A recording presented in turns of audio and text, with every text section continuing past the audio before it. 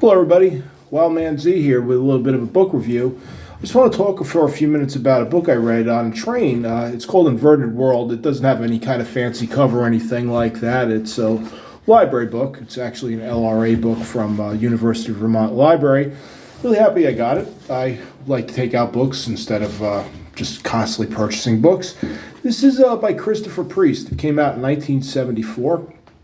The first work that I was familiar with by this author was actually not a book. It was the Prestige movie with Hugh Jackman and Christian Bale. It came out about, I guess, 7 or 8 years ago or so. And it's a really excellent, I would consider it slipstream or fantasy movie about two competing magicians who go to all extents to have a contest and see who's the better magician, basically. It's like takes part in several different stages. I have not read that book.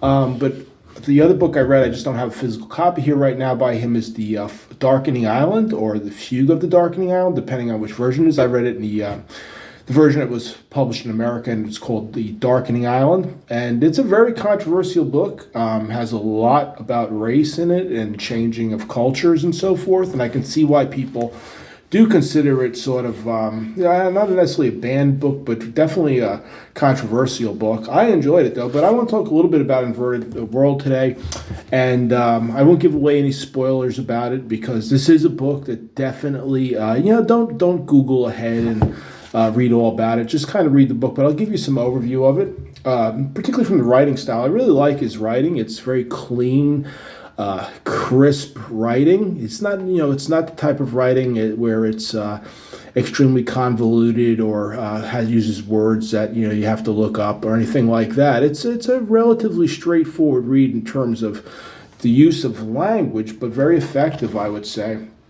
It deals with a character. His name is Helward Mann, which is kind of, a strange name, if you will.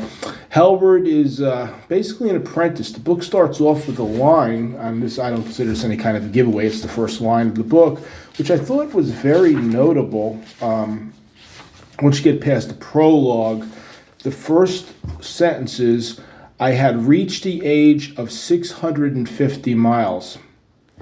That's the first line of the book, which tells you you're automatically in a world with a view askew, sort of an alternative type of a world where they're viewing your age in terms of mileage. And again, this is not a giveaway. This is all on the first page. You realize that he lives in a movable city, which is usually just referred to as the city, but sometimes it actually is called Earth. Although they recognize it is not the planet Earth, they realize it's the city Earth. They're cognizant of that, and they're constantly moving along. The person whose voice we hear, at least initially, is unaware of why they're moving.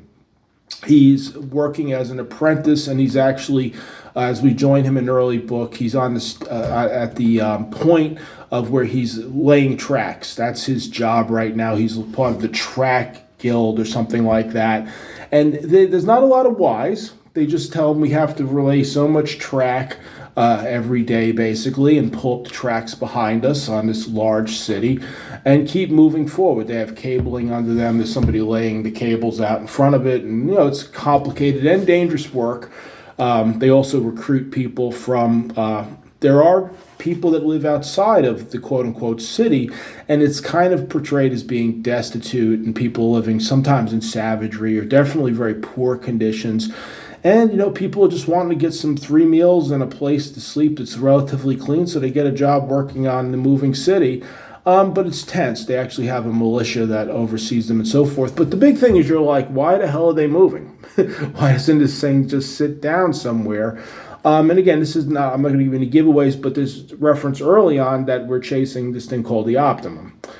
It's used in lowercase, and he's like, what's that? And they're like, well, when you have it, it's basically you need to know. They'll tell you when you have to know, and it's clear that some of the people talking to him do not know themselves. They just have been told this as well. So what's great about this book, it's just as he's moving up, if you will, up the ladder of the hierarchy of these different guilds, if you will, is that he learns more and more, and you do as well. And of course, there's a bigger reveal at the end. So I'm not going to give any of that away, but I'll say it's a thoroughly engaging read in terms of the mystery, in terms of the world building. It's wholly on a planet that's either Earth or like Earth. You get that early on. They have horses, there's wildlife around them and so forth, and rivers and all that. There's no aliens or anything that's strange like that, but there's definitely, once you leave the city, there's some oddness happening. I'll just leave it at that.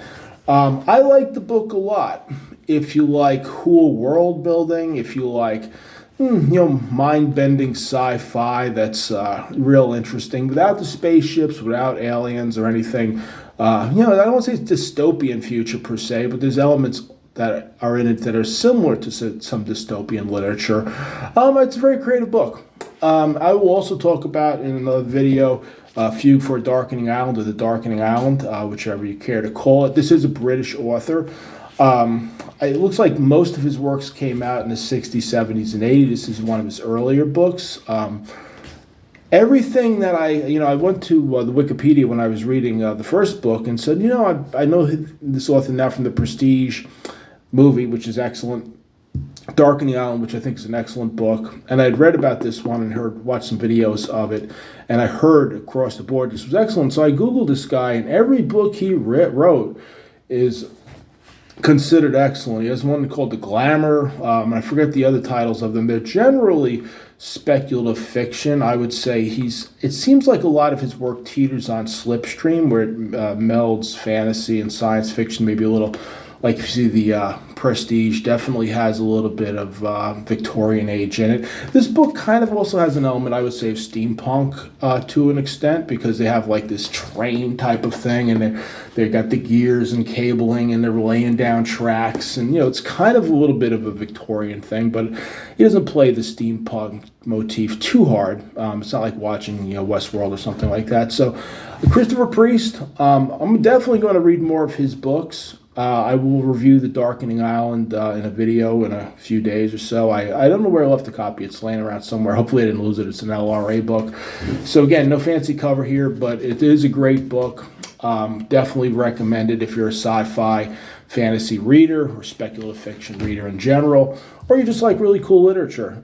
Has a lot of points that are relevant to the real world, like a lot of science fiction does. So on that note, Wildman Z recommends the book, and I'm out. Have a good night or a good day. Take care.